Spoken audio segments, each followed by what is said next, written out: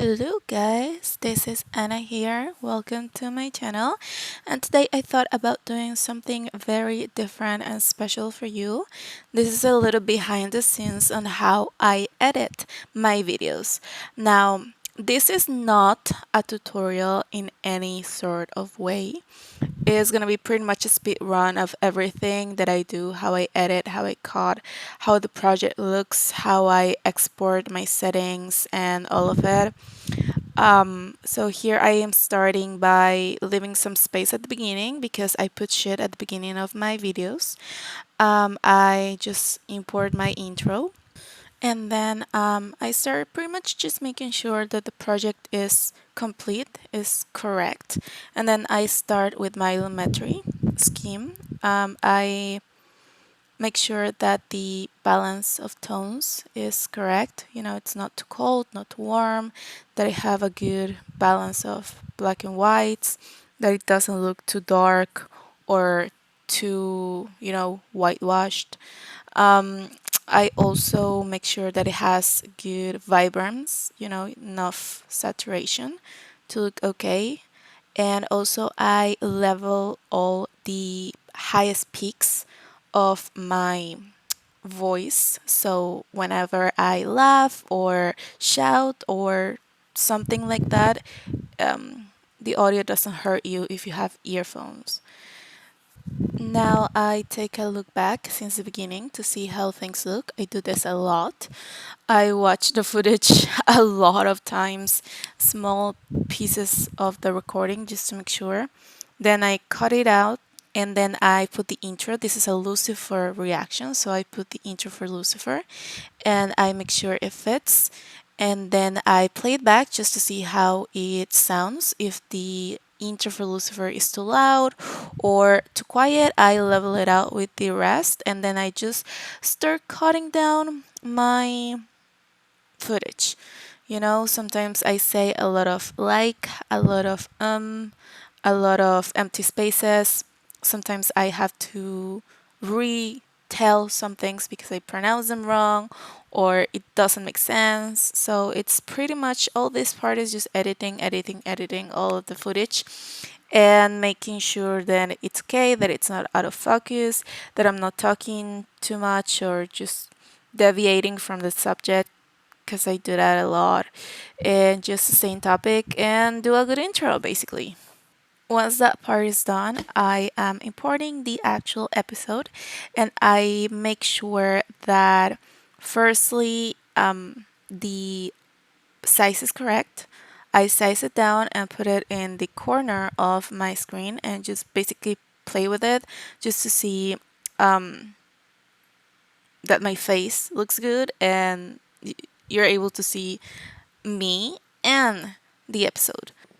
And at this point, sometimes the audio doesn't match the the episode, so I just have to, play with it a little. This can be because of many things. Mainly, in my case, it's always because I have to convert the files to MP4 so I can use them here in Premiere. So I usually do this a lot. I have to just like look for the right spot where it actually matches the lips of what they are saying. So once that I catch that, I link it again and then I start trying to see where my reaction and the episode match. Because sometimes, I don't know, shit happens with my footage and it doesn't really match where I want it to start. Normally it does, and when that happens, it's a great day, easy breezy. Sometimes I have to struggle looking for it. So here I am just looking through the peaks of where I am talking, reacting, saying something, laughing, gasping, and just to see if this reaction matches what's happening actually on the scene. So once that I catch it and everything matches, all the audio, all the reactions, I start cutting down my footage or my project in this case. So the parts that I'm deleting are parts where I'm not speaking and I am trying to avoid noise in my audio. If you notice right now, I'm speaking and I have a fan on so you can hear the fan. but I am trying to delete all the noise in my footage. Now, I try to cut down the parts where I have either a comment, a reaction, a laugh, a gasp, whatever, because these are the parts that are going into the YouTube videos. Right now, what I'm doing in my first stage is cutting down or getting ready my Patreon videos, which is the full length reaction. So I am basically just catching the parts where it's something watchable for YouTube. So in this case, you see, a lot of footage, and then when there's something happening here, I cut it down and I replay it that part 1,000 times to make sure that I'm cutting it in the right spot. So it has context, or I really try not to cut it in the middle of a sentence. And then I just remove the noise. So it's a lot of watching, cutting, and rewatching that bit to make sure that I am cutting it in the right place. And this goes on for the entirety of the footage. So if you see right now, the mark is 1 hour and 30 seconds. So I have to watch the whole thing, and basically, when I am editing, I actually watch the show more than a couple of times. I end up watching the whole episode more than a couple of times. So skipping ahead in time, this is what the project looks like when I finish cutting it down. This includes cutting down the outro, my comments at the end of the video. I still have some space in the beginning, and this is usually where I put some footage of me reacting to a special part that I think is funny or shocking in some way. Normally I mark it with a color, but I did not this time. So this is me struggling to find something that is worth putting at the beginning to let you guys hooked and wanting to watch the reaction itself. So here it is. I have it. It is a part where where Michael reveals himself to Dan. So I drag it into the beginning, and I try to level everything to the same line so everything looks, good. So then that's when I stop having a space right at the beginning, and I replay everything just to make sure that everything is good. Here I cut off a little bit of the audio on my intro because that is a whole song, and I put the song into the project. I look for it first, right? So I find it, I import it, and I import also the image where it has my social media. So I make the background music that I'm gonna be having match pretty much the beginning of the intro because it's a whole song, right? So I turn down the level of the music so you can actually hear me when I'm speaking and I'm doing the intro. And then I drag the social media image. So I drag it to cover the whole intro, and then I size it because right now if you see it, it's too small. So after I am sure that it covers the whole footage and the song also covers the whole footage, I size down the image so it doesn't look weird.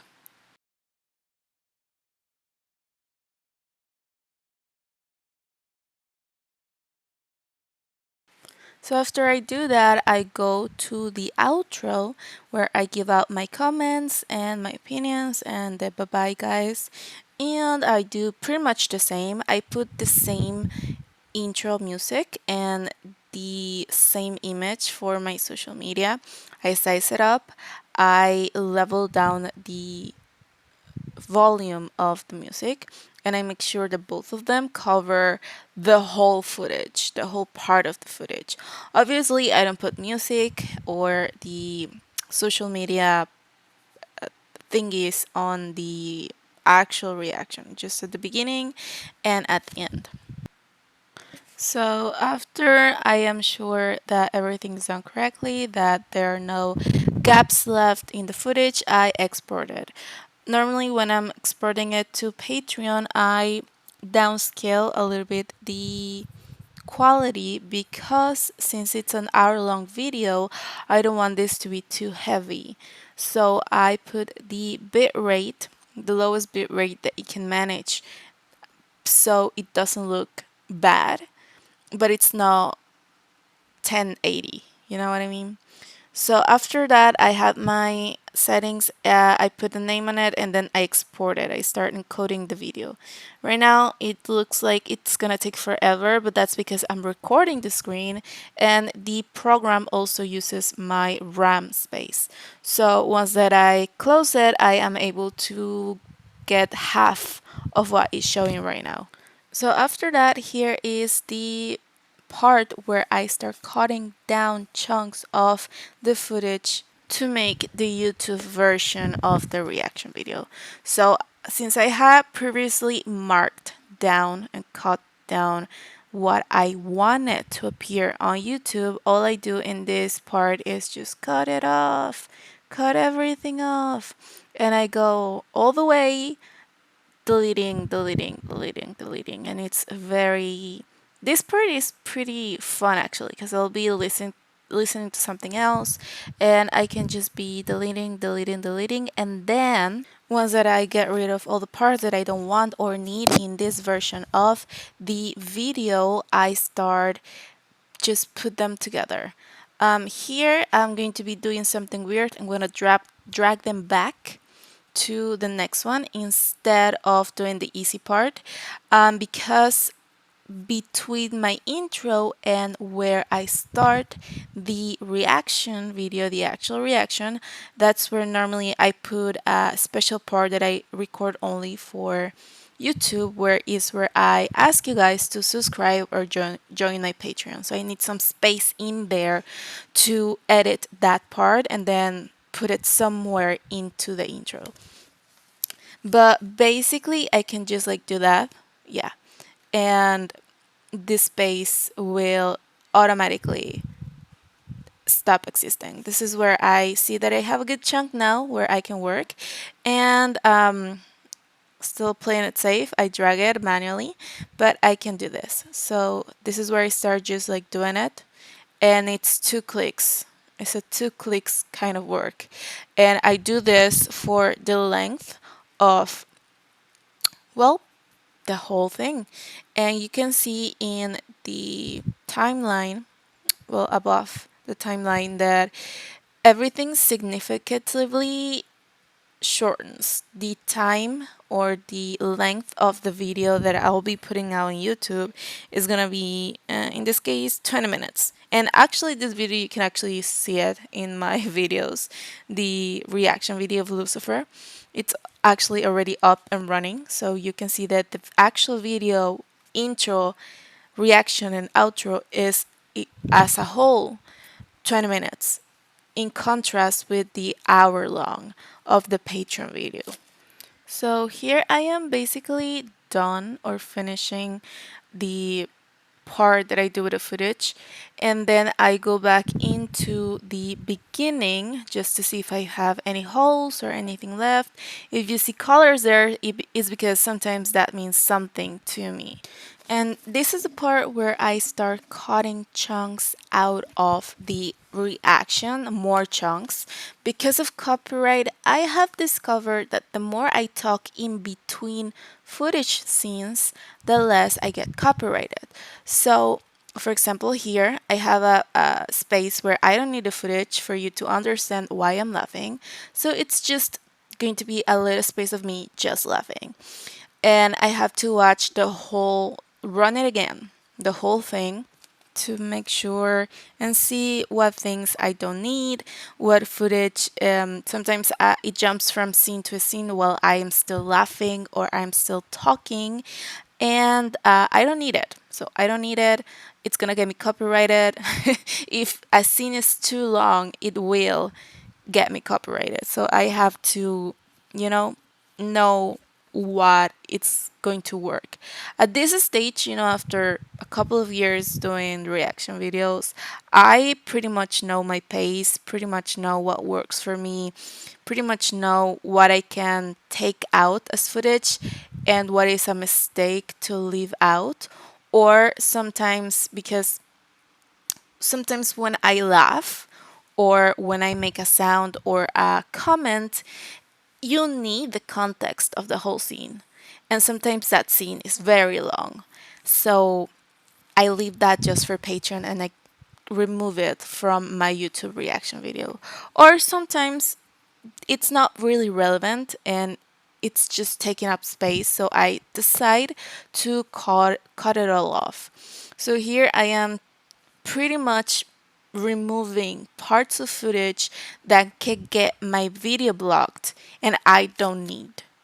So you can enjoy a 20 minutes video instead of something very, very short, or an alternative link that I will have to put on if the video gets blocked.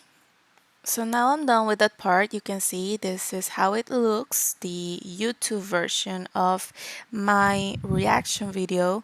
And now here's where I will be putting my, hey, please subscribe and join my Patreon or support my content creation in any way that you would like. So I put first my animation of the subscribe thing and the Patreon thing, and then I import the actual video, the actual footage of me talking.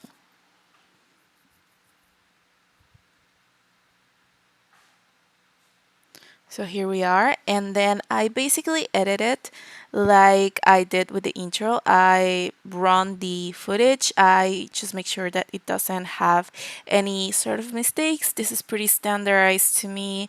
I sort of say the same thing every video, and I also color correct this part so it matches with everything else. So once I get all of that done, I drag it to be exactly after the intro of Lucifer, and I just basically make it match. So once that I delete the space, the blank space among them, I put in some transition effects. So for this I have already some presets that there's a lot of presets that you can download even here from YouTube that are completely free and they teach you how to use them. That's how I learned to use them. So this is pretty much the process for the exact preset that I want to make. I put an adjustment layer and then I cut down 6 frames out of each side and then put the transition that I want to use and then hit enter, so everything renders and I can see a preview of how that is going to look. And here we are, and this is how it's going to be looking. Great, right? Amazing, perfect. So now I move on into putting some animation, the animation of subscribe, to my intro part. So this is the one that I use. I downloaded it online, literally. I didn't do it. I didn't make it myself. I don't know how to make one of this. So I just key it and select the color. My preset normally is just 200. With that, I'm good.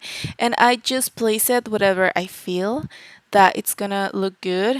In this case, I was using a white t-shirt, so it wasn't going to look that amazing if I left it full sized. So that's why I put it in kind of like the corner of it a little bit. And also I have to tune down the volume because it's too loud and you cannot hear it. Like you cannot hear me and also it's gonna scare you.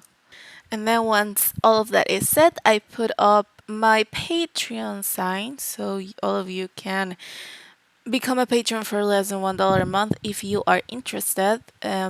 So I basically put some effects to the image and I select, what am I selecting here? What am I selecting here? Oh, a sound, so it goes with the image.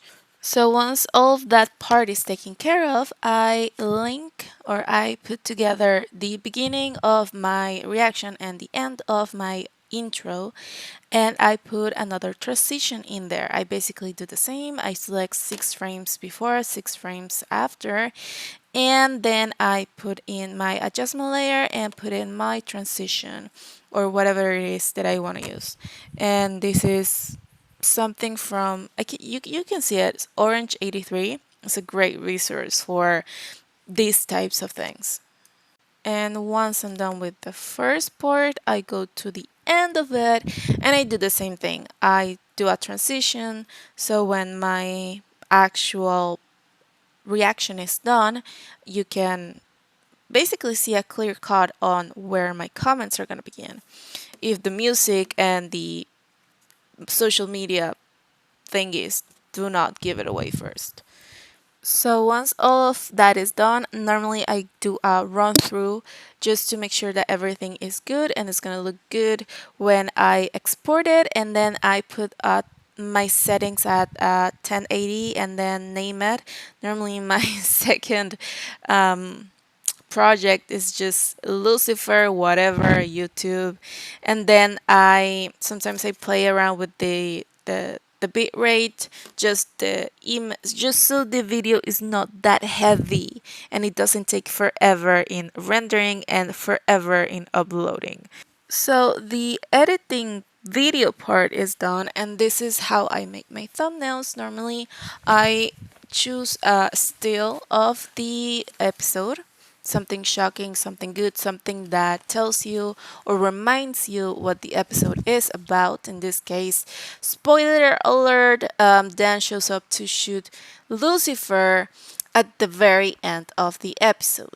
So I am just putting on settings, playing around with it just to see how it looks. Sometimes I don't like it, so I end up erasing the whole thing. This is from back in my days when I used to edit, you know, videos, not videos, sorry, photos for my blogs in Tumblr, and I learned a lot about how to edit in there. Am I good at it? Nope, but I did learn. So I use those skills that I learned years ago, and I try to make this look as good as possible. Once that I am sort of happy with how it looks, I put it all together. I just merged the images, the layers, I'm sorry, and then I go to my own picture and I start doing the same. I downsize it so it looks better. I sharpen it so it looks better, and then I play with the colors. I don't have to do too much to it because I already color corrected it in the video editing. So I don't have to do much to it, which is great. So once that I'm done with the coloring, I go to my quick selection tool and I basically select myself and everything that I want to appear in the thumbnail. I leave out the background and I zoom in really nice so I can see all of my imperfections. No, but yes, it was a joke, but yes, basically, so I can select it better. um, it doesn't really matter if the dotted line doesn't covers way too much because then I can fix it. So this is me just struggling with this until I say fuck it, it's good enough, and then I am sort of happy with it.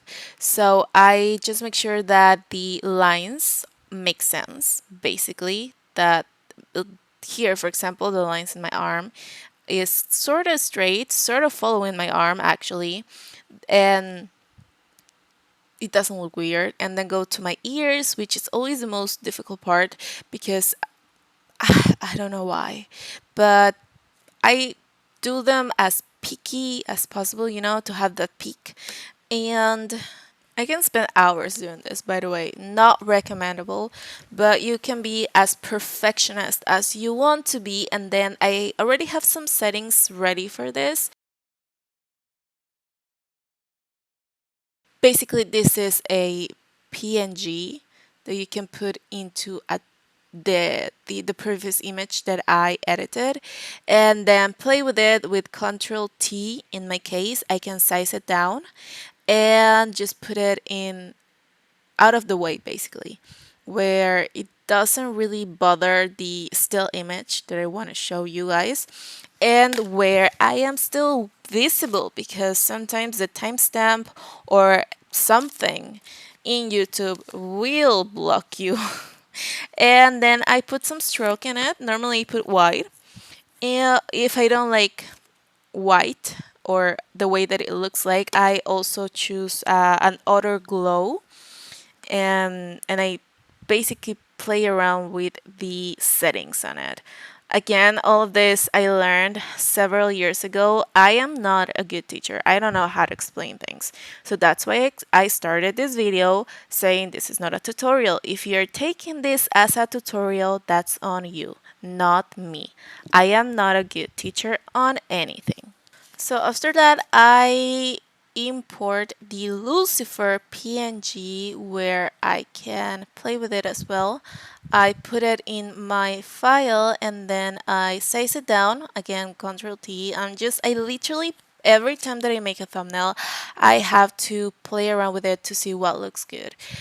In this case, we have a very dark background everywhere you look, so I have to put a stroke on it. Sometimes I put just a drop shadow and it looks fine if we have a lighter background, but in this case, I put a stroke so it pops out. I didn't like the look of the outer glow on it, so I didn't go for that.